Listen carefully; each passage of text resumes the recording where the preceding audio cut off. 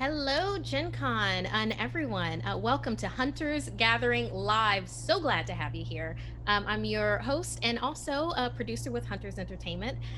You might know me from a couple of other projects like, oh goodness, so many things. Geek and Sundry and then Hyper RPG. Very, very glad and happy to be a part of Hunters Entertainment. And we have a lot of our employees and plus people that are bringing you supplemental things for our games that are going to be here today. And so excited to introduce everyone. I hope you can see them all on the screen right now. Yes. Oh, welcome. Hello. So right underneath me, we're gonna go first with Ivan Van Norman. Please introduce yourself to no, co-founder of Hunters Entertainment. Please introduce yourself to everyone here. I believe you're Hi, muted. everyone. I'm Ivan Van Norman. I know how to use technology. It's not like I'm on Zoom every day in all the meetings all of the time. I'm one of the partners of Hunters Entertainment that started this weird thing a decade ago. And all of you are my friends who I love so much. And I think we just decided, let's make games. And suddenly the games started becoming to be too much. And so we needed people. And now you're all here. And we're all running a company together, and it's cool. It's fine. I'm head of publishing and media. Wonderful. And then to my right, please, Caleb, if you can go ahead and introduce yourself to everyone that's out there now. Of course. My name is Caleb Cleveland. I am an artist. I am the art director here at Hunters Entertainment. I'm a dad. I also am an art instructor. I'm a giant nerd. I helped Ivan co-create the ABCs of RPGs and D&D. I'm also I go by he him. Thank you. And then right underneath Caleb, we have Aki. If you can please introduce yourself to everyone. Hi, everybody. I'm Aki. You may know me from a few different places as well, Geek and Sundry, as well as Saving Throw Show and Q Times. And I am here because I am going to be writing your Osaka supplement for Altered Carbon. My pronouns are they, them, theirs. Excellent. And then Alex, right underneath Aki, if you can please introduce yourself. Yeah, absolutely. I'm Alex Hillman. I'm a project manager and I do a lot of the community outreach here at Hunters Entertainment. So if you hang out on our Discord and stuff like that, you've probably talked to me a bit on there. My pronouns are he, him. Wonderful. And then if you see on the other side of Ivan, we have JB, our technical director. If you can please let us know what you're all about. Hey guys, I'm JB Jora. I'm business manager and creative strategist at Hunters Entertainment, as well as being technical director, not just for our regular streams, but also for this current stream. So if you see me looking down, it's because I'm also doing my job at the moment. Yeah, everybody just has a lot of balls in the air. I was going to say, I mean, that's one of the things about being in here. Everyone has so many hats. You can't have a small company, especially in publishing, without wearing so many hats. And then right above JB, we have Kat. Please introduce yourself. Hi, I'm Kat Evans. She or they is fine, and I only have one hat. I'm a freelancer. I'm working on the Birmingham sourcebook for Altered Carbon. I've written I destroyed Europe in an Outbreak Undead supplement this summer, and I'm also working on assorted other, mostly horror RPGs, which you'll start to see appearing in the world later this year. Wonderful. And then Ben, please round us out. Go ahead and introduce yourself. Put yourself over. Hi. All right. Well, I'm Ben Dunn, he, him. I am a project manager, producer for a bunch of different games here at Hunters, as well as a co-founder of Saving Throw Show. So yeah, hi. Excellent. Yeah. So let's just keep it nice and casual. We're just going to talk about who we are as Hunters Entertainment, as a company. Also, how each of us in a we come from very different backgrounds that have come together to be part of this company, you know, these good people that produce great games. So let's go ahead and just talk about what was your journey to get here to Hunters Entertainment. What did you do, and what are you doing right now for us? So yeah, let's go ahead. Since Ben, we just had you talk, let's go to Kat. Kat, please go ahead and let us know about Kat. I want to know more about Kat. Wow, Kat. So I want to know Kat, too. Tell me, Kat. Tell me Yes, everything. please. Kat is an enigma wrapped inside a mystery. No, Kat is a big old dork from Britain who got started writing content for the DMs Guild. Started out in the Uncaged anthology, which was a really cool feminist anthology that Ashley Warren put together a couple of years ago. Went on to write angry anti-capitalist adventures for the DMs Guild, which were actually too hot for one bookshelf and had to be censored and edited. And Oh I think, my. oh yeah, I'm wild, yo. And I think Ivan found me on Twitter when someone pointed him towards one of my Gothic Earth adventures, possibly the one that was a riff on the Dolly Parton song Jolene. It's funny because I was I think it might have specifically, been that one. I remember reading that because when we, on Twitter, it was very much like, hey, any RPG writers in Birmingham that are local, and I got a bunch of names, and then I went through, and without reaching out, I slowly at like 2 a.m. stalked everybody and read some of their work and bought a lot of stuff on DMs Guild and on Drive-Thru, and I was like, that's pretty good. Some good stuff. Let's see if It's she's like, interested. This So, one's okay. We can shape this one into something. yeah, but I mean, your stuff was killer. Thank you. Yeah, and you're doing a supplemental edition for Altered Carbon. What can you tell us about Whoa, that? Obviously. Yeah, so the joke is Ivan was specifically looking for writers from Birmingham, and I was like, well, I've been to Birmingham. I can go to Birmingham again. And then all of my planned research trips to Birmingham failed because 2020 happened. But yes, I am a frequent visitor to Birmingham, and I am turning Birmingham, Britain's famously post-industrial malaise second or third city, into a cyberpunk dystopia. Ooh. Perfect. Yeah, I'm not and quite there's sure. I haven't done much with it. no, it's Flying fair. I mean, cars, same thing. this is part of the process with license, and this is always the challenge with like licensed work is that we have to like do a big splat that basically says, hey, this is what our plan is, right? This is what we want to do, and then the licensor has to go and look at it, and they have to say, oh, this is great, this is absolutely the direction you can go, or they can say this conflicts with stuff we're doing down the road, you know, or we just feel like this is completely off brand. So one of the challenges of like bringing Aki and Kat on board is we have to say, okay, do all this work, now stop. No, stop. Don't do anything more. Wait. Yeah, Okay, but now go. you can't stop writers. You But- know, everyone's in the draft in. We're still in the margins going, but we could make it weirder than this. Yeah, and that's just the challenge of like the We could license mess it up stuff. more. We're very where I can say with great gratitude that, you know, obviously we've been approved to do these supplements. We're just in the process of talking with our licensors now to make sure that everything that Kat and Aki wrote are approved, and then they can go deep dive whatever they need, and we'll just keep going through the process. And Alex is actually the project manager on that one, so it's kind of how we split things up. Project managers have multiple projects to kind of make things easy, so that not one person is doing every brand. Yeah, we got a few too many brands for that at this point. Yes, for real. So, Alex, this is a good segue into everything that is Alex. So please, Sure. let the beats. Yeah, so I mean, my journey to Hunters, I think a lot of people probably know it by now because it's one of Ivan's favorite stories to tell anytime he gets me on a stream. But yeah, I was one of Hunters' kind of mega fans when they were doing Outbreak Undead First Edition. So I was always on the forums and stuff like that, answering questions and making my own fan materials and stuff like that. And then just about 5 years ago now at this point, so I've been with the company for about half their life. Ivan approached me after Gen Con and was like, hey, you know, you already really do all of our community stuff on your own. Do you want to do it officially? Sure. So yeah, that slowly built into Well, why don't you edit a little bit of the content in Outbreak Undead? Well, why don't you go ahead and write this little section for Outbreak Undead?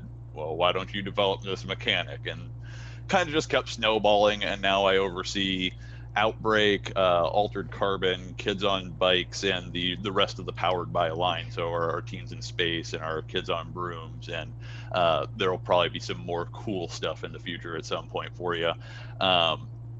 So yeah, I kind of oversee all of that. I've kind of taken up our Free Content Friday program that we do as well.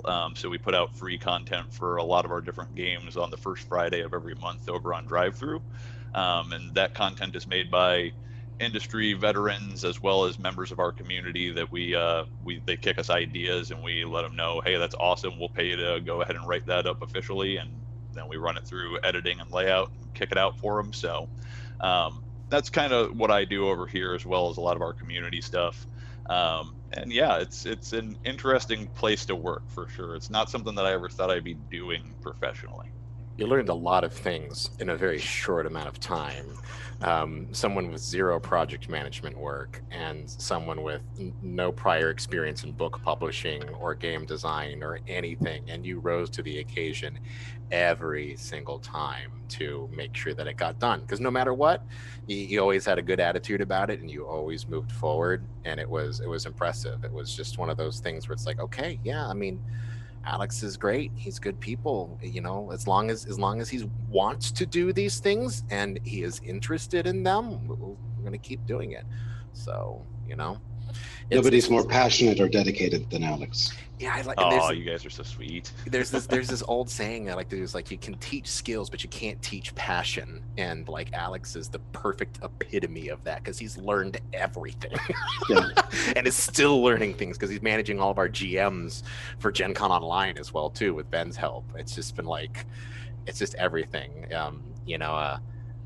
When we were doing Free Content Friday, it used to just be Chris and I, and we'd have to write a piece of content every single month, and it was like chasing our tails. We would barely get one done before we had to hop into the next one while doing development. And eventually Alex was just like, let's just get them all written. Like, let's just do all 12 in 3 months and then we're done. And we're like, oh yeah, that sounds way better. let's just pay everyone to get it done. And yeah, and that's how we got to meet people and test out freelancers and have fun, you know. It's because of Alex that we are able to do all the fun things that we're able to do. He's sort of the wheels under the wagon, and we couldn't do it without him. Oh, yeah. You're an axle. This. Yes, gas each other up. I love it. Because what I'm really hearing, I love you, dude. I love you guys. Yeah. Aww. We love you. And there's this joy of like knowing that Alex has all of the experience, but then Ben, who's just come up on very recently, had a lot of background in it professionally already with his prior jobs, and then on the flip side, Ben's now getting to get his creative hands in deep a little bit and have some fun. But he's been teaching us all how to do this right with companies who expect us to do it right. So. Because, you know, we got some cool stuff, but like with anything, we're always learning, you know. Got to keep it moving. From what I'm hearing, it kind of sounds like Ivan finds these impassioned, disciplined people, stalks them online, and then brings them into the fold. I'm wondering. That's my experience. Yeah. Yeah, I think that happened with all of us. Was that what it started with you? Oh yeah, JB and Caleb are like, yes, this is our origin story. Ben, knock it back to you, since we just had a really nice segue. Tell us all things Ben. We want to know, what was your journey to Hunters? Oh my gosh, my journey to Hunters was a full storytelling game, like an entire campaign to get here. So I moved to Los Angeles as an actor, and probably 50% of most actors, I did a few little things and then decided I don't want to do acting anymore. But in the meantime, my friend who was a director producer from Seattle had moved down, and we roomed together. His name is Dom Zook. Some of you might know him. And he brought me in, and I love all things nerdy, but I never touched a role-playing game in my life because I thought that was too nerdy for me. But he introduced me to Pathfinder. and I was obsessed. And we had a meeting with our mutual friend Tyler Rhodes, and decided that we should try to teach people how to play these kind of games, and get into this and bring our passion. So we created Saving Throw, and Saving Throw, we needed somebody, because I was the newbie, I didn't know anything, so we decided we needed to have somebody to help teach us. And we threw out auditions, and through those auditions we discovered one Ivan Van Norman, and he was amazing, and we brought him on. And No idea what I was doing. I was just like, oh, I was just still looking for work too, because I was trying to find my name in this town as well too. And I was like, okay, I've read Pathfinder once, I can teach it. But man, like if you haven't watched those early shows, definitely check them out. Ivan is fantastic, and it was my first gig too with you. Experience. We were literally, it was like our first gig, really. So. But then, yeah, as they were saying, like I cut my teeth as a project manager at companies like Loot Crate and Activision Blizzard, and last year I had a crisis of faith and decided I needed to get back into the creative field. So I quit my job over at Activision and decided to become a full-time producer. And Ivan hit me up and said, hey, bud, Hunters is actually growing and we need somebody to help with some of our new lines, and would you consider coming on as a project manager? And I'm always like, I don't know, you have to understand, like, working with Ivan is a joy. And Ivan does bring so many good people to the table that when he offered me that opportunity, I said 100%. Even though, like, I wanted to get away from project management, like, I will do project management for you and for this company, and I am so happy that I did. I can't talk about any of the things that I'm working on right now, because literally I think every single project that I'm working on, I did do Alice is Missing, which we had our stream last night, and hopefully y'all got to see some of that stream and see how amazing that game turned out. If you haven't, I think it's going to be, we have the full show to rewatch. It's awesome. Odds are free this weekend. You can absolutely see it. I very much recommend for everybody to take the 3 hours and just go ahead and watch that. It was an intense experience. I was like, okay, great, silent RPG, why not? Let's try this. But that went to places that you just did not expect it. And the company had Becca Scott, Kaylee Bray, Mark Meir, and then Spencer Stark, the creator, was also the facilitator. I was also a part of that cast, and it just rocked it. We're going to be doing a dive into that again with Hunters Gathering once the Hunters Gathering will be on Saturdays, so we will be doing a deep dive into that if you want to check us out on August 8th. But yes, thank you for bringing that up, Ben, because yes, Alice is Missing is an experience not to be missed. No, experience is the right word, really. All I would say to the people at home is, if you do go back and watch it VOD, don't do it immediately after this stream, because an hour and a half later we got another stream coming up, Kids on Brooms, so you don't want to cut into your Alice is Missing time. Trust me, you want to focus the whole 3 hours on that game, because it will rip your heart out. Honestly, I'm going to end up rewatching the game like 5 times. I'm going to go back and watch it for every single one of the characters, because like it was just, it's so much to try to jump between the 5 different constant text conversations that were going on, that you kind of just need to jump in with one character, ride that experience to the end, and then go back and watch how another character experiences. It's a lot to digest. And it's and it goes places, as Kia mentioned before, that aren't always comfortable. So make sure you've got plenty of time. Get yourself something to hydrate with. Order a pizza and watch a terrifying story played out in text messages. But Ben, so what was the final thing that brought you to Hunters Entertainment? You've been working with Ivan Van Norman, and then it was. I've been working with Ivan, and when I have also, I've left my job to do production work, and as we all know, certain things have happened, and most productions are shut down. And while I'm in pre-production for a few actual features, Hunters is my lifeblood. right now, and it's feeding the joy as it can.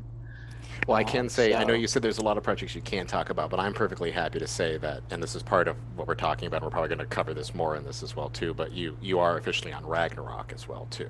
So, you know, I am. I didn't know if we could talk about Ragnarok. we can talk about it. Yes, we can talk about Yeah. Ragnarok, but we'll get into that because we announced it at PAX Yeah, Unplugged get into- last year. I- But Yeah, now because he's I on. don't want to talk about. I don't want to.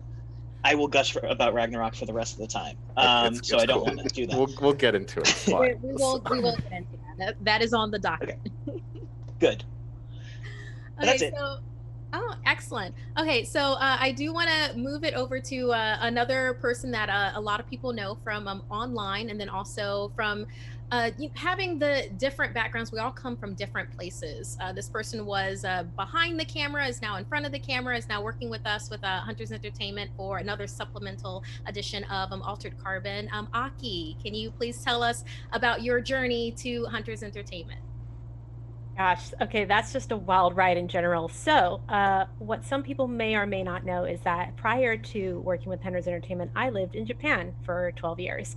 And then, kind of in the last few years of those years, got really back into tabletop RPGs and started consuming that media. And that's how I found Geek and Sundry. I became a moderator for them. I became connected to Ivan kind of in that way, and then at some point I started showing up at the studio because they let me do that, and it kind of snowballed from there, because like I started getting to know Ivan and stuff like that, and then I moved to Los Angeles, and I was very much fresh off the boat, still looking for work, and it was a literal right time, right place kind of thing, because I see a tweet from Ivan going, "Who do I know who knows anything at all about Osaka in Japan?"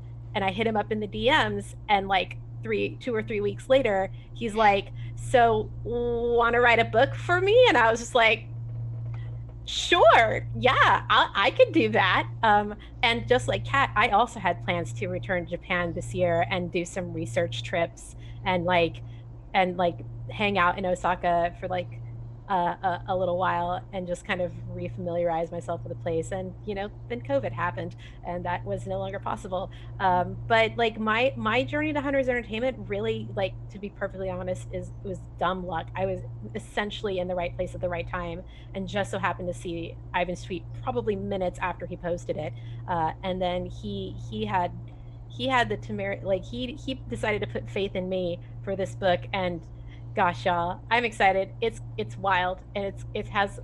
If I get to get away with half the stuff that I want to do for this It's book, so much fun, Aki. The stuff you're It's- writing is so much fun. And when we Okay. actually started deep diving into and reading it, we're like, okay, I mean, this is bold, but it's bold in like the good way. This is screenwriters who know they're going to get rejected, but if they can keep 10% of it, it's still going to be a fun show, kind of a Yeah. situation. And you were like writing Well- characters and like major things. We're like, okay, whoa, cool. I mean, this is great. Hold on to it. Just hold on to it. Like, we're gonna go for this. But yeah, it was nuts. Well, the thing is about Osaka is, and especially Japan, is that it's already so cyberpunk in its aesthetic. It's the like neon how city. do I take that and crank it to like 1,000? And that's kind of what I've been working on. And like I've been kind of developing through the lens of like the eyes of different characters, which I probably won't get to keep most of, but I've been liking exploring the world that way. And if I can get anything from that to turn into like a really awesome supplement for you, like that's how it's going to happen. Is like I've been letting myself live in this world as characters, and pulling stuff from that as I go, and it's been a lot of fun. It's a good angle, actually, now that I think about it. You writing the characters first, and so that it gives you perspective on what you can interact around it, and then build the baseline around what the characters interact. There's a lot of stuff I've discovered about the city because of that, and it's been a lot of fun. Can I ask, like, what you've discovered, just like one example, just in terms of like taking these dives? So I don't want to give too much away, but I believe that it was kind of spoiled in our teaser for this supplement that I've done some geographical stuff with the city, so that it looks very different from the way it looks now. And I was messing around with one of the characters, and realized, oh, there's this really there is this really, really great thing about Osaka. Osaka is known as essentially the food capital of Japan, and I hadn't really done anything with that yet. And because of the geographical changes I had made, I was like, how can I continue to keep the essence of Osaka being the food capital of Japan in the book? And so I've built essentially an entire segment of the city that is dedicated to food. And it's kind of a neutral zone in the city where like you don't talk business, but you can get a lot of information. So like that's kind of like exploring through my characters gave me that idea, and I was like, yes, I'm here for this. So it's been things like that. It's just like, where would this particular character hang out? What would that place look like? And like expanding it from there. It's funny because I remember talking with both of you originally when we were talking about this, and we were saying, okay, Altered Carbon takes place 200, almost 300 years in the future from where we are now, right? And if you think about where we were 2020, 300 years ago, when, you know, it was the colonies and like the, you know, US hadn't even been founded yet, like that kind of a situation. Like, okay, well, if there's that much of a contrast from now until back then 300 years ago, what does it look like from now to 300 Record players are like way smaller. No, retro is big. They're like the size of a room now. 8-tracks are huge. Oh man, you wouldn't believe. I think that's totally true, but I also think, you know, places have a distinct feel and a distinct identity. And I think if you look at London 300 years ago, there are certain things about it that you would still recognize as the same city and the same character as London today. Very true. Same's true for Birmingham and Osaka. Osaka, especially on a technological level, is such an interesting, not just Osaka, but Japan in general, because they're the country where if it's not broken, don't fix it. Leave it alone. They still use fax machines. And so like I've actually, one of the things that I want to incorporate into Osaka is this idea that all tech is valid. Like if you can figure out a way to jerry-rig it to work for now for whatever reason, like it's fair play. Like that's just kind of how I've been operating. It's just like all tech is valid, because in Japan it still would be. Yep. Yeah. Well, I think that is an absolutely lovely segue to take us to our tech wizard. You know, he's an artificer. The magic that he does with our Zoom screens, what he did with Alice is Missing, what he's going to be doing for us for the rest of this weekend, including Kids on Brooms, Altered Carbon, and then of course Outbreak that we'll be doing on Sunday. Of course, I'm talking about Caleb. Hey, no, I'm kidding. I'm talking about JB. That was cruel. JB. Of course, JB. Please tell us about your journey. So Aki hit the nail on the head with the right place, right time, like story situation. I moved to Los Angeles not even planning on getting into the entertainment industry. Like I had experience with it before. I'm originally from Louisiana, and surprisingly the entertainment industry there is booming. It's tax reasons. But when I moved out here, I had no idea what I wanted to do. I just got a job and started working, and I started working in sales. And I don't know how much of this Ivan wants me to tell. Go ahead, just tell them the full story. It's fun. Everything's a fun story right now. It's story time. So I got a job in sales, selling mattresses, and that's the job that I was working when I met Ivan. And I met him as a customer. He came into my store. He sold me my mattress. I sold him his mattress. I'm a good salesperson. But I sold him a mattress. I spent like 2.5, maybe 3 hours with him and Kazi, his girlfriend. You know, just sitting there talking about everything, because when you're spending that much time with someone, you can't just stare at them the entire time. So I built this nice rapport. We decided he was going to buy the bed. We went back to the register to like check out, and all of my paperwork and stuff around my desk was all game related, tabletop game related. I didn't even know Ivan was who he was when I met him. But he saw my iPad out, and I was drawing a picture for a game I was working on. And I was like, oh, this is just, you know, something I'm doing in my free time. And it caught his interest. And then that was it. That was the end of the conversation. I didn't think anything was gonna happen. And then like everyone else mentioned with him stalking people, like 3 months later, I get a message from Kazi, his girlfriend, being like, "Hey, we run a regular game night. Are you interested in coming? We've checked you out, and we think you'd be fun to hang out with." So I showed up and was just taken back by everything, and just got as invested as I possibly could. And there's multiple reasons behind Ivan choosing someone to work for the company. The reason that I think he chose me to work for the company is because I beat him at game night like every time we meet up. And it's good to have someone who's good at board games be at your company when you're making tabletop games. So Nice try. It's because you love math. I do love math. You only win because you like to play point salad games, and math always wins in point salad games. So I'm just going on record saying he just admitted that I do win on a regular basis. every time we play whatever it is, there's some games you're directly banned from just because we know what the outcome's going to be no matter what. So Yeah, it was a really wild ride. And then about the time that Ben got brought on, I got brought on as well, and I started it part-time. I was just doing it at nights after I got off of my full-time job, and then the world turned the way it did, and everything shut down. And I went from basically being like business manager and taking care of spreadsheets and all that kind of stuff, to also helping with HR and creative strategy, and now tech directing. I get the opportunity to meet people like, and I'm gonna gush about him because I talk about it all the time, but people like Spencer, and like create an atmosphere and an environment that you can enjoy a game like we did last night. If you didn't watch it, again, go back, watch the VOD. The Alice is Missing stream was amazing, but being able to be part of it and create an experience so you can actually enjoy the games in the way that we want them to be enjoyed and as they were intended to be enjoyed has been like life-changing to me. So I'm very, very grateful to Ivan for bringing me on. But it's been a wild ride. It's been fun too. You've been great. I can't even tell you how many times you've bailed us out of the fire, and how many nights that I would have had that were sleepless that are no longer sleepless because I knew you were on it, and I knew that it wasn't going to get it was going to be fine, kind of a situation. So I'm grateful too. I'm very grateful that you were doodling while trying to buy that mattress. Yeah. Going into it, and then you just ended up aggressively playing. Like, I have to say, he's saying, right place, right time.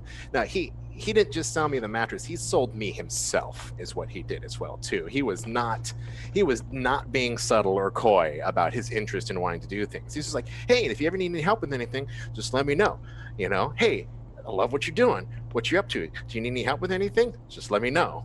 And eventually I just took him up on his offer, just to get him to stop bugging me all the time. Hey, in my defense, for anyone who's sitting at home watching right now, who's like, how do I get into a space like this? Don't hound Ivan. He has enough on his plate right now. But when you get an opportunity in front of you, take it. Like, don't just sit there and let life pass you by. You got to take advantage of every opportunity, because the only way you're going to get anywhere especially in this industry.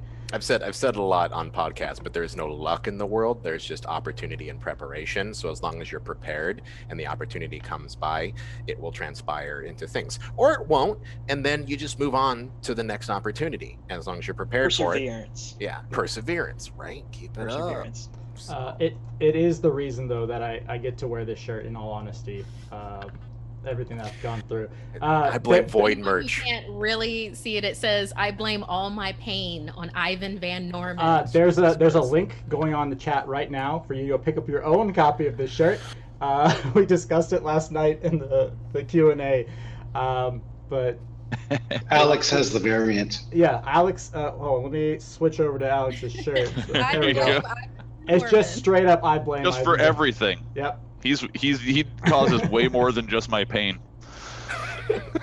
But we love you. Ivan actually might need a shirt that says "I blame JB." No, mine will be. See, I blame Void. I blame Void. Jordan Shirley, I forgot. I'm so sorry, Jordan, if you're watching. I forget your last name, but Jordan over at Void Merch. It's his fault. Although at the same time, it's still my fault, because I asked him if he wanted to do the shirt, and he said yeah. Everything's my fault. You can blame all your pain on Ivan. Ivan. I did buy one. I don't know where it is now, but I did buy one. I kind of need for you to wear that shirt and put that on Twitter so that we can have that. We would use that for everything. It's just an Ouroboros is what it is. I'm just eating myself at that stage. You have no one to blame but yourself. But speaking of designs and design elements, and just being able to really grow like alone with like passion, but also in the Hunters Entertainment environment, like the artistic just prowess that is this next person, Caleb. Please tell us about your journey to Hunters Entertainment. Thank you. I thought you were going to psych him out again. I know. I was this close. I was this close to doing it. And being like, art, we're talking about the art behind Alex again. Exactly. Thank you. My story of how I got involved in Hunters is very similar to nearly everybody else's. I made something cool. Ivan stalked me. And then he decided that we were going to be working together on it. In this case, it was, let's hop into the old Wayback Machine. It's 2014. And I decided that for an Inktober project, for those of you that don't know, Inktober is like this little inking project that happens every October. You know, people try to do one ink drawing a day.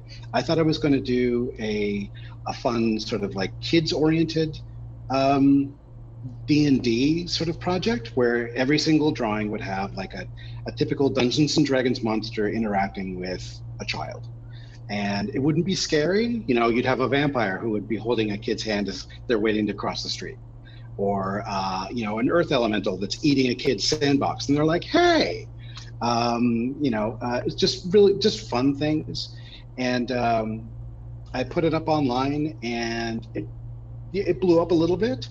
And about a couple weeks later, I get an email from somebody named Ivan Van Norman, who is just like, we need to turn this into a book. He's actually like, I've had an idea for doing this myself, and I really like your art. Would you consider doing a couple drawings for me? And I said, sure. And I did. And he's like, yeah, you're doing the whole book now. So that was how it's so much more, began. Caleb. It's so much more because you're phenomenal. You're ridiculous, is what it is. Because I was terrified of you before I even met you. Is what it was, because I was working. Everybody can tell that's watching this. I am just as dangerous as I look. I was working on the children's book at the time, the ABCs of RPGs, and I'd seen him do this activity book. And while I was in the middle of writing it, I had commissioned this artist friend of mine who was close to me, and we were going through some revisions, and I was just like, it doesn't have the heart, it doesn't feel there. Technically it's sound, but it just doesn't feel right. And then I saw Caleb's work and I'm like, oh god, this is perfect. We could do an activity book with this. It would be amazing. And then we went through it and he just like cleaned it up. The activity book was done way before the kids book was. And then I just said on a limb, I'm like, hey, do you want to spec a piece for this children's book? Like, just see what it is. And he whipped it up in like, I don't know, 18 to 20 hours, like very nearly the next day. And it was simple, but it was elegant. And I was just like, oh God, okay, here it is. This is exactly what it is. So it broke my heart because he was a close friend of mine. But I told the other guy, I'm like, look, man, it's not working out. I'm sorry, we have to move on from the project. And he was bummed about it, but he had like, he did get paid. He did get paid. He did. So he's fine. He got his 50% freelance upfront thing, and Ivan's always fair. He gave me, but he like had to give me my books back, like my D&D books, because he wanted to borrow my D&D books for reference, right? So it was kind of like we kind of like broke up. It was really weird. I was like taking the books, no, like, thanks, sorry, bye, and then Caleb just like, he slammed this thing done and made it so good, just killed it and won. And then several years later, I broke him the news that like D&D wanted to do an official version of it. So we went through the grind to get the 1, 2, 3s done.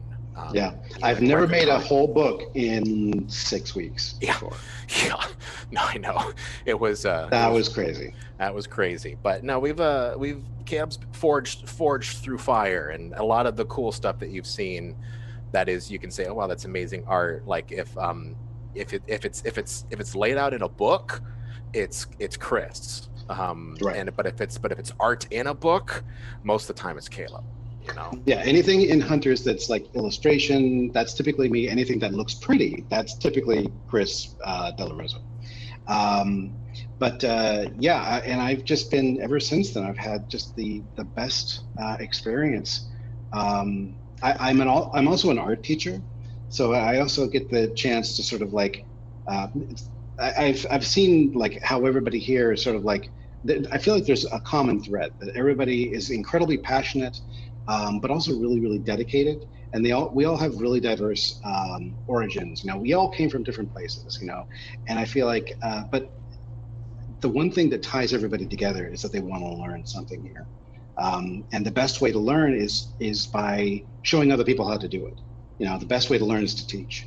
And I feel like that's been my experience. You know, as a teacher, I've learned so much. And luckily, this working here at Hunters with Ivan and JB, Ben and Alex, Chris, you guys, all these new faces, all these wonderful, incredibly dedicated people, gives me the opportunity to sort of share what I've learned and to learn from you guys. So yeah, I just I'm incredibly lucky. The work that I was able to put into Alice is Missing. I had very little to do with the actual illustration, but I was able to hire incredibly talented folks to make all those gorgeous visuals that gave the game that its theme. Spencer was really, really happy with it, and that made me happy. So, yeah, but you found him. That's the thing too. You may have not had a little to do with the illustrations, but you still knew who these people were, and you still knew how to talk to them and give good feedback, which is pivotal, right? Well, that's all an art director does. You know, is try. And I try to work on a very sort of positive thing. JB, you were going to say something? I was just gonna say I know that Caleb wants to sell himself short and say I'm an artist with the team, but he's our director. Like he's grown to be such a vital member of our little Hunters family, that like everything that has anything to do with art goes through Caleb, because that he's the one person we trust to take care of everything. And I mean, we couldn't have gotten any of the work done for the last couple of years without you being here. Well, that's very kind of you to say. I just want to make sure that I keep the stories straight and that I can bring the right talent to the table that can make everything look apt and appropriate to the narrative that you guys want to make. So anyway, and plus now I get to meet just fantastic people like Aki and Kat and Kia. I feel like these are all really, I'm sort of new to this side of things. I normally just have my head down with my Risk movie. But having being able to be a part of Hunters is it's eye-opening to the incredibly diverse talents and people that we've got here, and I'm very, very lucky. Wow, I love this. You're gassing each other up, and I'm just eating it up. I have all the feels. I love this so much.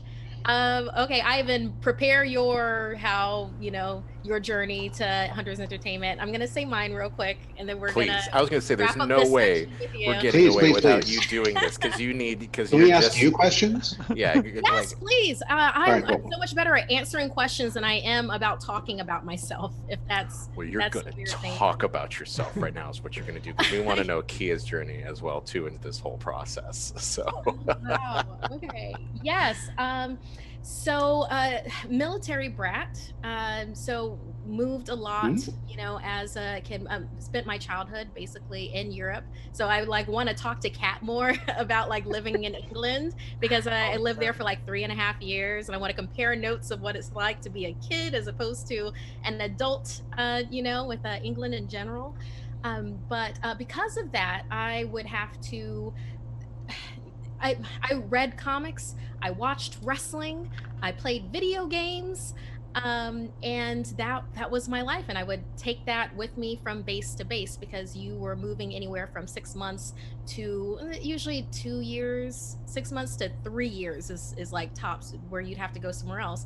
And basically my life was having to, when I got planted somewhere else, to teach the other people around me to like the nerd stuff that I liked, so we'd have things to talk about. And I would have to learn their nerd stuff so that, we'd have that common ground. So that is literally the building blocks of my life, which fast forward to me deciding to move to LA, simply because I didn't want to renew my lease in Orlando, Florida. Good choice. Yeah.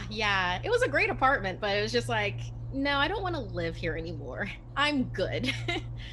So yeah, and then moving here, I went into improv big time, and that was like my main focus of everything. And then it kind of transitioned over into doing Marvel movie news. And I did that with Matt Key and Coy Jandreau. I had done a number of things before that. Predominantly, I was a wrestling host for AfterBuzz TV. Yeah. So Yes. would do pay-per-views, main event, Raw, SmackDown every now and again. So I co-hosted wrestling shows with, and a whole lot of them are doing stuff for NXT and WWE, the same host that I was with. God, I love them. So yeah, that, and then transitioned over into being able to talk about comic books with Marvel movie news, and then also did DC movie news. I believe that's what it's called, for AfterBuzz TV. And with that, I started focusing on Geek and Sundry, because it's like, oh, I love, Dungeons and Dragons. I love TTRPGs. Let me go do this. And ended up doing a lot of things with Geek and Sundry. It transitioned into Nerdist with hosting. All of this was hosting and being able to connect with people and interview people and get to know their stories, type of a thing. And then I was on DC Daily, and it was, all DC everything, just very, very awesome stuff. And then transitioned into horror stuff, and that's what I do with Something Scary, and really got into narration. So every week I have a weekly podcast, this animated horror, and also fan submitted horror stories. It's like, oh wow, this I do a lot of stuff. This is amazing. That's what LA breeds, though. Like, LA literally breeds the person who needs to do everything, because there's just so much out there, and sometimes you don't even know what you're good at until you take the first step into it, and that just happens. It literally is like, you have a passion for something, and then you follow that. You follow that, and as you follow that passion, you will discover if you have a talent for it or not. So if you have a passion and the talent for it, then you end up having the experience, and then it ends up turning into something like this, and that's amazing. But specifically for Hunters Entertainment, because of Geek and Sundry, and just the being able to talk with everybody there. And then, let's be honest, it was the Geek and Sundry party at SDCC. Oh my gosh, I miss you, Comic-Con. We will see her again, though. We will see her again. But yeah, it's like hanging out with everybody, like behind the scenes and stuff, being able to have like some real conversations with Ivan, and then that transitioning over to like work conversations. And I was just like, he's such a nerd. This is fun, type of a thing. And just like being able to go deep down into like the whole TTRPG stuff. And then going along with that, it kind of blossomed into, he was like, oh, I've got these play tests that I need to do for like Icarus and Ragnarok. And I'm like, me? Yes, I'll do that. I'd love to do that. And you know what it really was? It was being heard by Ivan. When doing that play test and be like, hey, so this thing with Altered Carbon is absolutely awesome. This kind of, I'm wondering how you're going to do this. And I think in particular, I was talking about like the whole re-sleeving thing, how that can be problematic if it's not approached in the right way, kind of a thing. And he listened, and it was just like, you can tell when someone's listening to you, and then when someone's waiting for you to stop talking. So just to chime in really quickly on that, I apologize for interrupting you, but like, you could tell he was listening because he hired a trans writer for one of his books. Absolutely. Like he listens, and it's like that along with the nerddom and with, you know, providing like this, it's like it's a fertile ground for you to grow in. So I'm sorry, I keep on getting calls and this person doesn't know what is this. Not now. You are forgiven. Yeah, but with that, so yeah, I was doing all this hosting, and then along the way I was doing producing, but I wasn't necessarily taking the producing credit for a whole bunch of the shows that I was doing. And then yeah, Ivan and Knox like approached me to be like, hey, so we are going to be doing a Twitch channel with Hunters Entertainment, and we would like for you to, you know, kind of take the reins on Hunters Gathering. And I was like, yes, 100%, 150%, yes, I would totally want to do that. And yeah, I feel like I've been talking for a while. You know, I don't know. I don't want to like break the flow or anything here, and I usually am like the most verbose talking kind of dude on the planet. I talk too much as well too, so I feel you, Markia. But I'm just, you guys are, I don't know.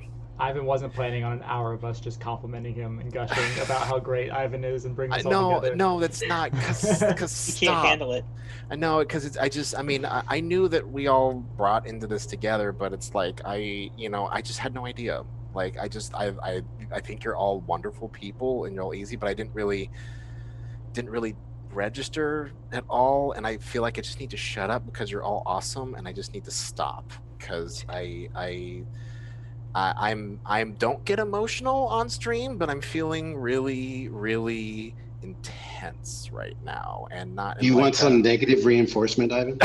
Yeah, Well, I mean, folks, what I'm hearing is we need to Just roast someone Ivan say in something half an awful hour. about me, please. I need Please. to know. unfortunately, I cannot oblige you because I just want to say that the one thing that has really made me feel good is that I'm very new to all of this. I'm probably the greenest person at the table, and Ivan has done nothing but from day one just empower me to like reach as high and as far as I can, and to just go for it. And you know, he's also been really good about being like, just so you know, this might not work out the way you want it to. And he's always given me both sides of the coin. Never once has he ever discouraged me from trying the craziest, wackiest idea I have.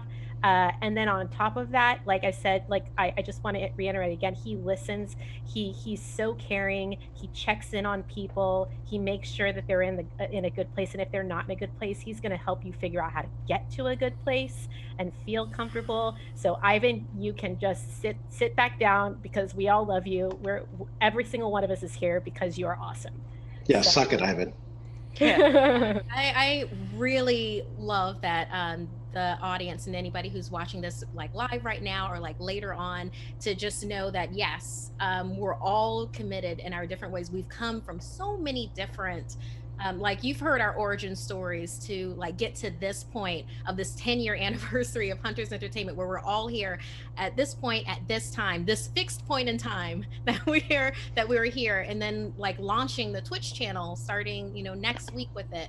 But to know that yes, you too can be like this impassioned person online that Ivan might stalk, and you and again, it does not have to be Ivan. Literally, just be passionate. Be passionate. Yeah, listen There to are plenty JB of here. online This is very stories out important. there, don't worry. Yeah, the whole concept of getting into the industry, or not even just this industry, but whatever industry you're talking about. Again, I mentioned this before, but it's about not taking just like a subtle pass at whatever you're doing. If you ingrain yourself into every bit of it and you become passionate and you seek out more knowledge and you follow people who are in the same industries, it will eventually work out as long as you are the right person for the job that's being dealt.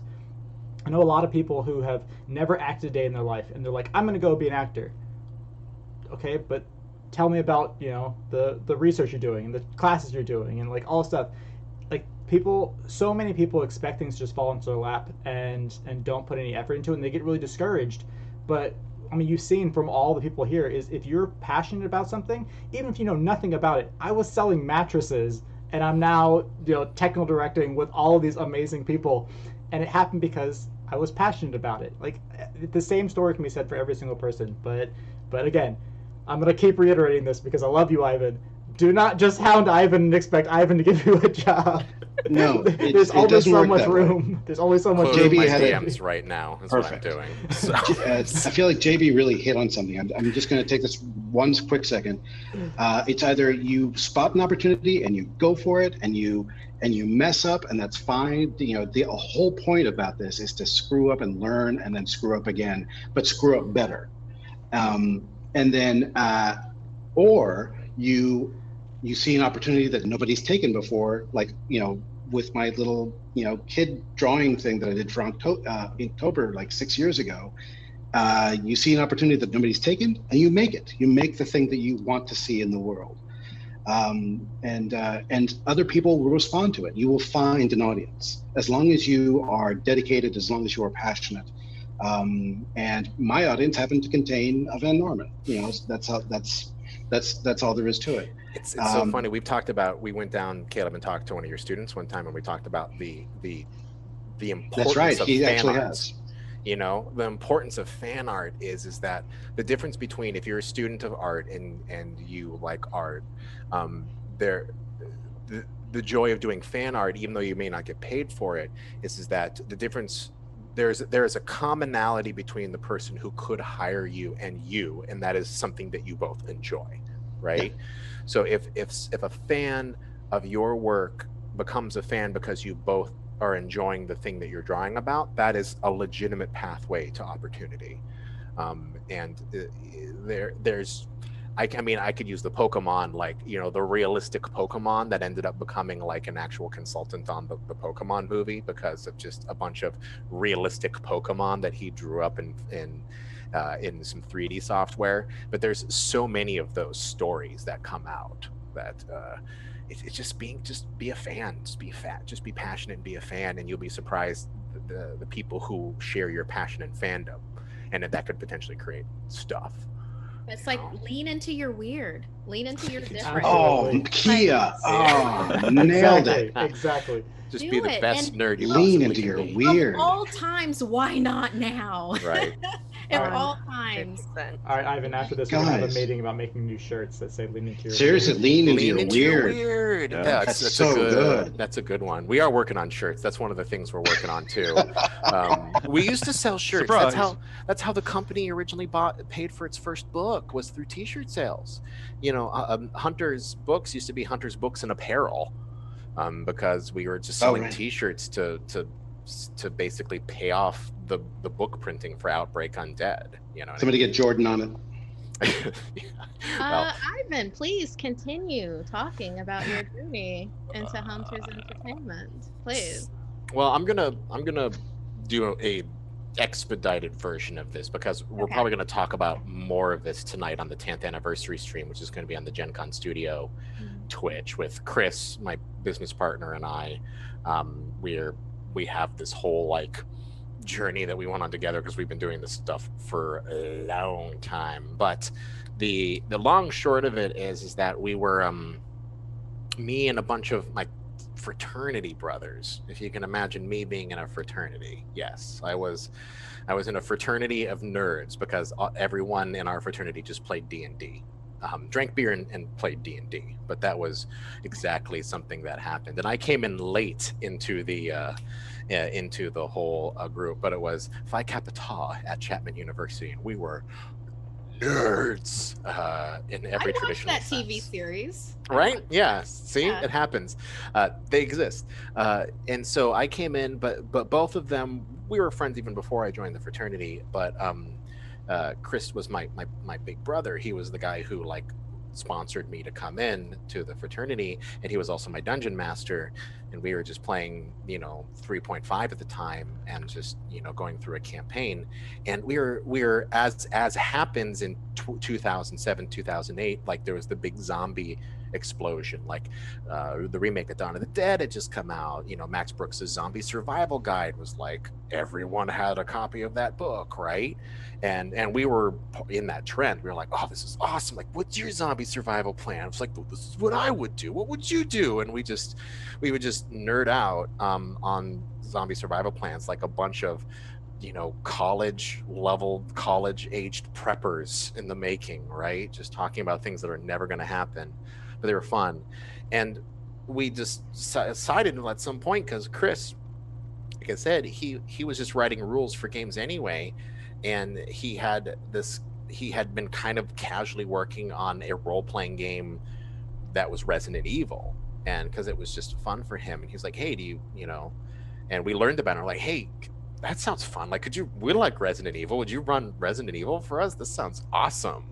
And he ran it, we played it. It was so much fun, and we were like, okay, this is a thing, this is a cool thing, like, what would it be if this was actually a thing? And so I got on the internet, and because the internet was still around back then, it is now, I don't know what that means, but we found out that no one had really done that. Like, there was lots of role-playing games that were zombie related that had like high body counts and were just like kill the Zed kind of gameplay, but not one that took like a survival horror approach to the genre.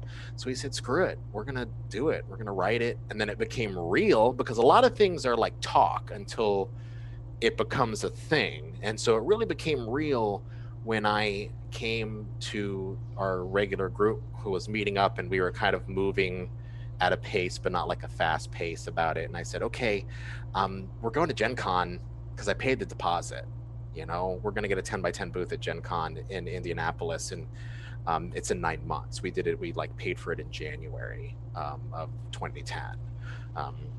And so 6 months later, we had a book that was finished, and then we had it printed domestically, I think, yeah, and then it arrived at Gen Con by the skin of its teeth, like showed up on the afternoon of prep, and we had to literally carry boxes from our hotel to the booth for the first couple of hours to sell. And we sold it. We did what we could. We had never seen the book before. We had never done, we never even saw final proof of it. And we just sold it. And thankfully it did all right. Like, had a compelling cover. The font was atrocious and impossible to read on the inside. Chris leaned into doing these really mock sketches. And so we were trying to make it look like a survivor's notebook. But that's the thing. No one reads rules in cursive, or handwriting font, but that's what it was. It was 300 pages of handwriting font. Okay. So great game, impossible to read. And so but people bought it, and we went through it, and that funded a version of it, and we changed it in the next run. And from that point on, we just kept making, like Caleb said, we just made mistakes that weren't as bad. Every single stage, and every single time we messed up, we were like, okay, well, we learned something, let's do this again. Okay, well, that didn't work, let's do this again.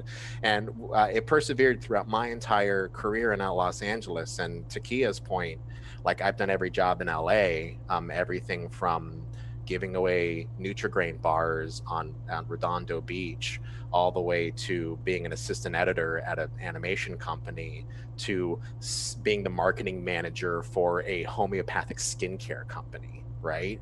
Like, I've done a weird gamut of jobs in my time in LA, but the entire time we had Hunters, we were working on it, we were working on our game, we were trying to get things going. And then about 4 years ago, we had an opportunity to put together a really cool project because I was still doing some stuff at Geek and Sundry at the time, and I had, started to kind of work on my career as a personality and work a lot at Geek and Sundry, and we were really early in the like Critical Role era when it was still over there, and everyone was like, oh, what's this weird thing? And they decided they wanted to put together an art book, and I just said, hey, you know what? I got a book publishing company. The guy who I work with is really great at layout. We can do this for you. And, you know, and I'm pretty sure I could do it for way cheaper than if you were going to do it for another company. And a la JB, I just kept asking until they eventually said, yeah, okay, sure, let's do it. And so we produced not just the first art book, but the second art book with them. And that really gave us an opportunity to go and be like, okay, well, we can now work on some other games. And my business partner moved, Chris, I keep calling my business partner, but it's Chris, right? He moved up out of LA to go like expand his family. And so we just started having a lot more time on our hand, and we were like, okay, we're going to double down into this, and let's start approaching some new IPs. And at Gen Con, I went up to Jonathan Gilmour and I'm like, hey, do you have any board games you're working on? I mean, you're like the guy right now. And he just pulled up his phone and went to his Google Drive and just kept going on folders of projects. And I still love this story. This is one of my favorite stories. It's like, he kept going and I was like, stop, what's that? And it just said Kids on Bikes. And he opened it and I looked at some art and I'm like, okay, what's the pitch? And he's like, well, it's Strange Adventures in Small Towns. And me knowing that Stranger's Thing is like the thing right now, I was like, okay, don't tell anybody about it. We'll talk right after I get back from Gen Con. And, you know, that ended up being a project we picked up. And then we got a license with Netflix and Altered Carbon. And that was a journey that had several failures before it became that as well, too. And now, you know, we have Kids on Bikes, we have Icarus, we have Outbreak Undead, we have Altered Carbon, we have Alice is Missing, and as I mentioned earlier, we're now in production for Gods of Metal, or Avatars of Metal. We haven't decided on the full name yet. Avatars of Metal Ragnarok, which is our epic heavy metal fantasy RPG. So yes, and we will talk about that in just a second. Yes. Since everybody has been talking about Pandemica, which is where we live right now, all of us. Yes. Pandemica. I want to do a little scenario for us from Outbreak. This is going to be rapid fire. I need for my our tech wizard, JB, math maven, Jara, to actually, can it be 2 D20s and 1 D10 if you have another D20? I have so many dice on hand. I know. Doesn't everybody have their dice like right here? 2 D20s and a D10? Yes. Because the scenarios go up to 50. So for those that are familiar with Outbreak, ooh, Ben, that looks beautiful. Is that bronze? Is that a bronze metal dice? Ben and I play Vampire the Masquerade on Wednesdays at Games Never Play. I have to use a dice roller because literally I've lost all my dice except for the tiniest dice you could possibly get from, I think this is Elderwood Academy. In very rare instances, yeah, they're bronze. We could do an entire live stream of us just sharing our dice. I'm not going to play, and I know all of you have it. Yeah, very rare instances where we have to actually show a die number because Ben's dice roll he uses just says success or fail, and he always pulls out the tiniest little metal dice. It's adorable every single time, but you got to keep your dice on hand. Okay, for those that know Outbreak, I'm pulling from the character motivations and history. So it's just going to be like a rapid fire. This is like, oh, get to know you a little bit better depending on what the JD rolls for people. Then you'll just answer the question, or you can choose not to. You know, you can do pass. Totally understand. We believe in X's and veils. So yeah. So go ahead and roll. This is going to be for Kat. So roll your 2 D20s and a D10. Let me know what you got. And Kat, you're gonna get a character motivation you're gonna share with us. 31. Yeah. 31. 31. Ooh. Oh. Okay. Kat, you have gotten Dark Feast. During extraordinary and desperate times, Kat has resorted to cannibalism, or is close to some people who have. Tell us about this scenario. Yeah, so the zombie survival plan where I knock out the stairs and hide on the top floor, turned out to have a fatal flaw in it, leaving me, my spouse, a couple of friends, and 3 dogs on the upper floor of a very small house. And you know what? Those dogs gotta eat. Oh my cat, I love you. That is like the perfect writer's prompt. Wow. Okay, JB, you are rolling for Aki. So go ahead and roll your dice. I like that you have the writers going first, so it's going to make the rest Yeah, of us all of look us like rest have to garbage. role play after people who are paid to It's write. giving you ideas. It's inspiration. 21. I'll change it up. 21. 21. Mine is going to be garbage. Ooh, Aki, Okay. you have revenge. Aki has a seething hatred towards an individual or a group for having executed a close friend in front of them, or having killed or sending away on quarantine someone dear to Aki. So you have escaped your captors and have ever since plotted revenge against them for the great evil that they have done. Tell us about this, Aki. All right. So I think that I've spent quite a bit of time, like, really gathering my resources so that I can take this person out. But the big linchpin in the whole thing is another person I have discovered who has similarly been through a same situation. Apparently, we both have loved ones that are trapped by this person, and so it is becoming a kind of a team effort where we slowly and surely collect people who have lost someone important to them and essentially impassioned them against this person that we so hate. And maybe they're involved, maybe they're not involved with these other people, but eventually we collect a group, and then one of us gets infected. Oh, doesn't that always happen? Oh my gosh. And so slowly but surely, without us realizing it, as we get closer to this person, so are the rest of them.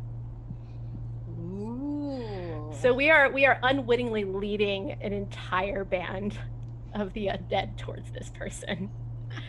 And so the real tragedy here is that we might get revenge on this person. We might also infect the people we love. It's like a double-edged sword, you know, like the sword that cuts both ways. The teeth cut both ways. Yep. JB, you are rolling for Ben. Why are you having me follow? Why? What does Ben have? He got 37. I'm having terrible rolls, by the way. I apologize for all the role players at home. With an option of 50, I have not broken 40 once. Okay. Ben has it on good authority that there is a well-secured stronghold comprised of either ex-military, militia, or a religious cult. Ben knows someone on the inside. The real question is whether or not they will fit in when and if they arrive. Tell us about this, Ben. So I'm having to infiltrate this. It's a cult. It's called the Promised obviously. Land. I have someone on the inside who's told me the intricate handshakes in order to get through the 3 guards, the 3 posts in order to get to the main hall of this cult. Unfortunately, in true Ben style, I've mixed them all up in my head. I get through the first one, fine, no problem. It's one of those fist pump. Second one, I mess it up a little bit, but he lets me go anyway because he understands that there's a little bit, they're a little bit complicated. The third one, I probably, if we were role-playing this, I would have rolled my dice and gotten a critical fail, because if anyone has ever watched me ever play a game, I crit fail pretty much more than statistically is possible which is what makes me personally as Ben outside of game. I believe this is a simulation just because of how I roll dice. So I fail completely. They take me prisoner. They bring me inside, and as it is, I still win because I got inside, and just need to fight my way out now. There you go. I love that. It's like I actually love that positive outlook because you did exactly what you wanted to do to get in. Yeah. Okay, so I do want to leave us some time to speak about Ragnarok, but I have got to know what Caleb gets. Oh God. Oh. JB, you're rolling for Caleb, and then let's talk some Ragnarok times. Finally, a good roll. Caleb got 46. Ooh, ooh, Caleb. Okay, Caleb, you got Finding Purpose. Caleb was an aimless loser in their pre-conflict lives. Drugs, abuse, dropping out of school, endless strings of meaningless part-time jobs, or any number of past instances that apparently were swept away because Caleb has embraced this apocalypse as a bizarre sort of fresh start. Caleb is either relentlessly positive or has an attractive harmony that they've managed to reach with their chaotic surroundings. Tell us about this, Caleb. Oh my goodness. Okay, well, basically, I can just sort of imagine myself being just sort of collecting the odds and ends of all these hopeless stories and individuals in the apocalypse, and I can sort of literally it would just become just a TV series of Zombieland. It would literally be me just be like, hey guys, how you doing? You do your cardio today? You don't want to be the last in line when you're running from a zombie. Hey, did you check that shotgun? All right, make sure you get those. Make sure you do all the due diligence. We don't want to have what happened last time. Stuff like that. I would just basically be conquering the apocalypse with nothing but positive reinforcement. Caleb, are you Apocalypse Dad? I am 100% I was gonna say, Apocalypse. Caleb will take down zombies one dad joke at a time. But here's the thing: 100%. it's like I wouldn't be ridiculous about it. I mean, I did just do like a couple of big exaggerations. I kind of feel like I would be like the Uncle Iroh of the apocalypse. For those of us that are fans of Avatar, I feel like what we would need to do is like people would constantly be every single episode that some horrible thing would happen, everything would fail, and I would say, well, that's exactly what happens. What did you learn? And at the end, it would we would be probably a much smaller band, but one that's wiser and ready to sort of like disseminate out into the apocalypse to become more apocalypse dads. I feel like that would be my story. Sorry, it's kind of long-winded. All I got from this was Caleb in a jail cell somewhere, just like doing crunches and lifting himself up and being a stacked dad Caleb ready to burst out of jail so that he can go save the people. You can only That's see it. Caleb Strong. from here up, but Caleb is just ripped. Absolutely I got ripped from here down. I got a 12-pack. Strong Uh, Uncle Iroh energy. Yes. I do 100 push-ups, Yeah. 100 sit-ups, and a banana for breakfast. That's enough. That's it. Because it's a banana's all you get when you're in That's jail. It's in whatever it is, but you got to bust them out. So. Somebody would be like, "Oh no, I lost my boyfriend," and I'd be like, "Hey man, happens. It's what Lots did you more learn?" fish in the sea. Exactly. Well, not so many as there used to be, but you know what? It's what did you learn? Yeah, and eventually, all I would try to do is just I would be like that one guy that the Hulk talks to in the Avengers movie, who gives him the motor. Uncle Iroh energy for the apocalypse. Cool. Thank you, everyone, for indulging in that little exercise of Pandemica a la Outbreak. But yeah, let's, for our last 10 minutes, let's focus on what we have coming up, our plans moving forward. Ivan, Alex, JB in particular, obviously, obviously everybody here, but in particular, let's talk about Ragnarok and what's going forward with that. Let's whet the appetite of the audience, going into our launch. Yeah, we just started this thing. I mean, to be fair, it was on the table a while ago, but we finally have the bandwidth in which to kind of take band with, and we kind of are taking it and moving forward with it now, and we're super excited about it because we're just grilling through some of this original world. And we haven't really done an original world, like an original concept, since Outbreak, so it's kind of like our first dive into something that the whole team gets to work on, right? We had a play test for it last week. That was super fun because I hadn't revisited the rules in like 6 to 8 months, you know what I mean, because we were just working on so many things. So or anyone who hasn't seen the trailer yet, can you describe a bit of what Ragnarok is? Okay, so for those of you who don't know what Ragnarok is, it is an epic heavy metal fantasy RPG in which you basically play a persona in an alternate dimension in which everything kicks ass, all right? And you are in a world in which you're trying to compete for the attention of the metal gods.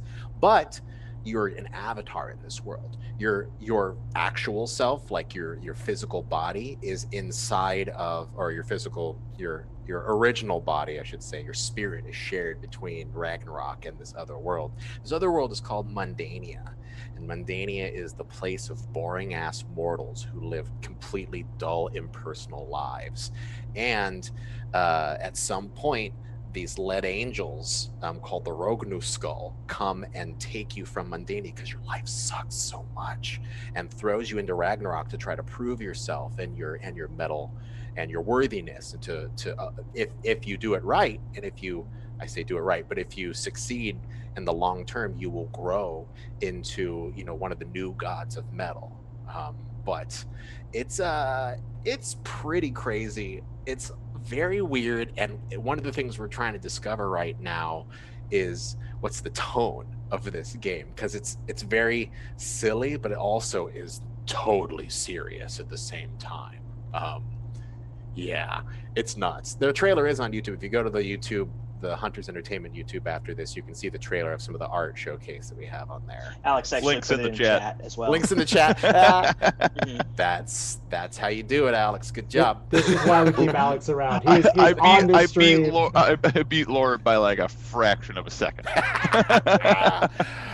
But it's fun. I mean, it's the first time I've been able to like stretch my creative muscles a little bit, because I've been paying bills for the last 3 years for this company, so it's my first time to really stretch it. But I don't know. What do you think? You're all kind of touching it a little bit right now.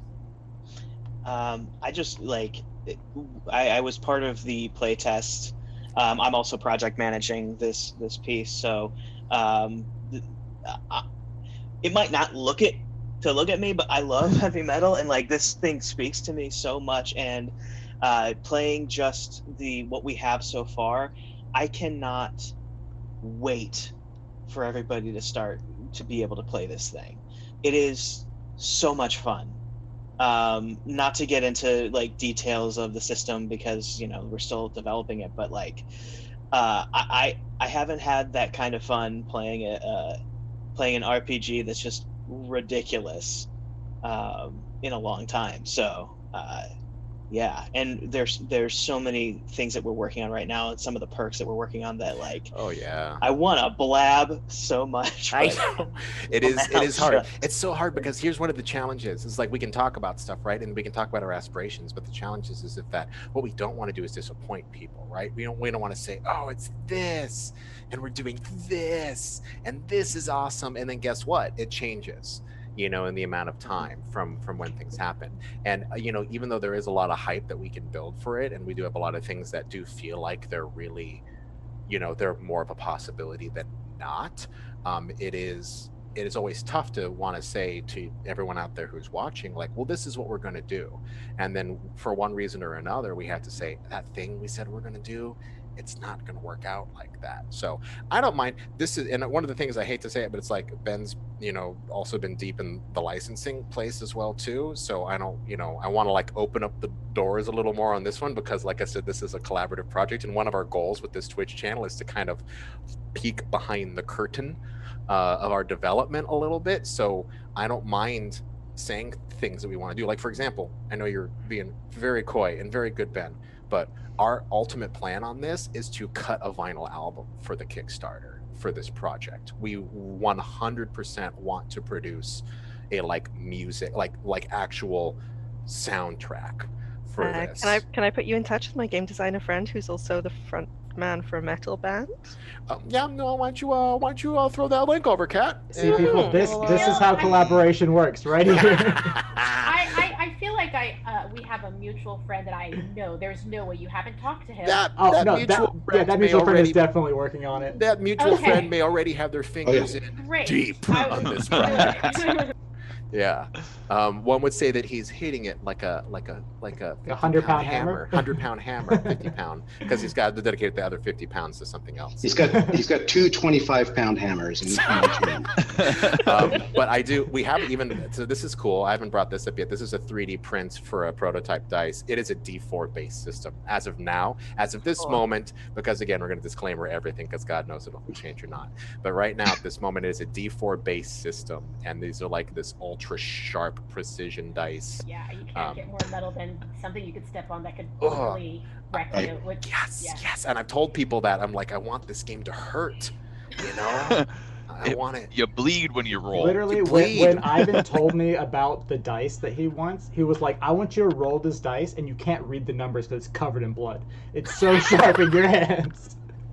It's true. Like this is a 3D print, but they have little cuts in them, little jagged cuts in them, so that they literally almost like tiny shurikens at this moment. But that's the thing. It's a D4 based system in which you have a group of D4s and you group them together to build successes. So it's a little bit like 7C in the sense that you're trying to group dice together to get a target result. But the target result for this is 5, not 10. So you're rolling a bunch of D4s to get groups of 5 in order to build a success. And it's like I said, there's a whole bunch of experiments in balancing that right now, but right now it feels good to like roll a whole bunch of D4s and like group them together to find out how many successes you've generated. But the reason we're going for D4s is because it is the most metal of dice, and because everyone hates D4s. So as a result, this needs to be a D4 system. Yep. I want to float something out here just real quick. If you botch a roll, can everybody just throw their dice in the ground and you have to walk across them?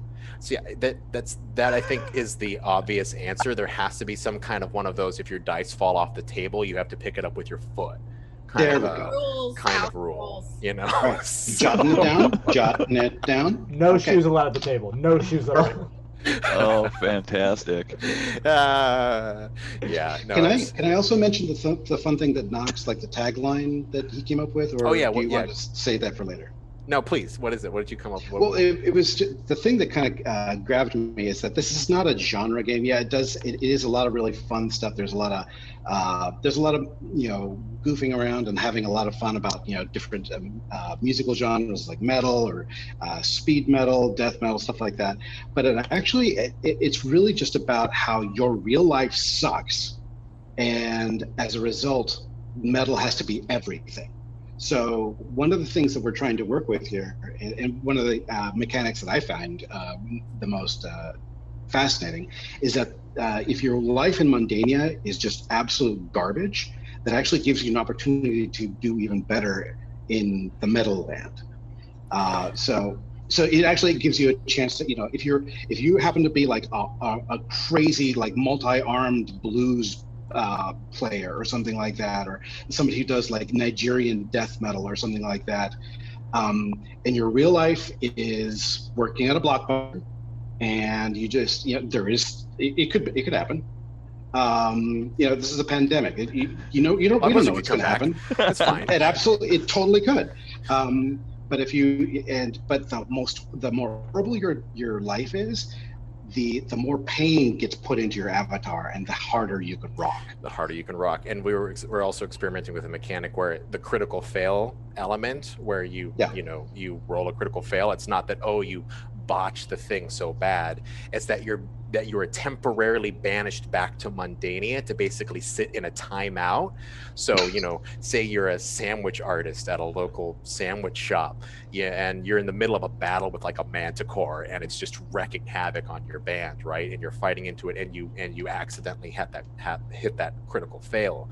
Well, now you have several rounds of timeout time in which you're back to making sandwiches while your band is like wrecking face back in Mundania trying to claim glory. And you, during your round of combat, you have to describe like how someone came up and demands to talk to your manager, and then you're back into combat right as soon as the next person plays. And we're just gonna have to see. Somebody walks up to your sandwich shop and asks for ice cream, and you're like, dude, it's a sandwich shop. They want You're double. They want double protein, but they don't want to pay extra for it when they get to the cash register or whatever it is. Like, exactly. Like whatever that part is, that has to be the critical failure of the game. That you have a timeout back in the real world You while fail everyone so else is. hard that the gods who brought you to Ragnarok are so ashamed. They're like, no, you just wait there until you earn our favor back. Yeah. No, that's exactly right. Yeah, and then the team can Everyone- actually try to get you back quicker. That's the other part too. Go ahead, Right. Markia. Everyone, I know the time has flown by. We are at the end of our time for this particular thing with Gen Con for Hunters Gathering Live. Obviously, like I said before, our Twitch channel will be launching. We will be having more conversations like this. But before I give you that information at the tail end of things, all of these lovely people that you have been talking with, can you please just go ahead and give your name and a quick social handle, and we'll go ahead and wrap up this version of Hunters Gathering Live. Caleb. My name is Caleb Cleveland. I can be found on Twitter, Instagram, and here on Twitch at Caleb is Drawing. Aki. Hey everybody, I'm Aki, and you can find me on Twitter and Instagram at MixGenie in a Bottle. That's MXGINIINABOTTLE. And then you can find me on Twitch at twitch.tv/ShidareAki. That's SHIDAREAKI. Alki flexing the hell out of this ASL. What is going on? Alex. I am Alex Hillman, and you can find me on Twitter at Alex Hillman. JB. I'm JB Jora. You can find me on all the socials at JB Jora and on all of the Twitch streams behind the scenes, not only for Gen Con, but for everything moving forward. Please come by, check us out, and subscribe, because you got to pay for everything that I'm putting into this. Please subscribe. I'm gonna beg. It's fine. Kat. Oh, look at you all with your sensible Twitter handles. I'm Kat Evans. I live on Twitter. You can't find me anywhere else. I dare you. And my handle is @perpetualgloom. Ben. My name is Ben Dunn. You can find me on most of the socials at Dunjamin, DUNNJAMIN. Nice. Ivan. I'm Hydra_Lord on all the Twitters, Instagrams, Facebooks, whatever. I encourage you to come subscribe, support all these amazing people who are bringing games to you. Markia is going to be kicking butt, hosting the actual weekly version of this show every Saturday, which you should absolutely check out. And we're going to be hosting ongoing live plays after Gen Con on Tuesdays, in which we're going to be showcasing games. And like I said, you're probably going to see some behind the scenes development on games we're working on. So there's every reason to subscribe, because you probably will not be able to get access to those things without doing so. And you want to peek behind the curtain, come hang out. We're going to get some cool emojis for you, which I just commissioned today. And yeah. As well as taking a look at some technology that I don't know if any other stream is doing. Oh. But I'm leaving that under wraps, but you're definitely going to want to check it out. You're gonna want. We have some crazy plans for the live stream games. Like, you thought Alice was Missing was like weird and interesting and technologically cool. Well, just you effing wait, because we're talking to some people right now who's going to make that look like mosquito bites compared to the future. So I mean, let's not downplay it though. Alice Missing was amazing. Go check it out. On that note, yes, and I'm Markia McCarty. You can find me on Twitter and Instagram at Markia McCarty, MARKEIAMCCARTY. really enjoyed this time with being for you to get to know Hunters Entertainment, for us to get to know each other a little bit better at the same time, and we really hope that you join us on Twitch. Like Ivan said, Tuesdays and Saturdays we'll be having more of these discussions and more live plays with all of the games that you can, that you've kickstarted, that you probably own right now with Hunters Entertainment. So we will see you then. Bye, Thank everyone. you, Kia. You're amazing. You're the best interview hostess with the mostest. Seriously, thank you Love guys. y'all.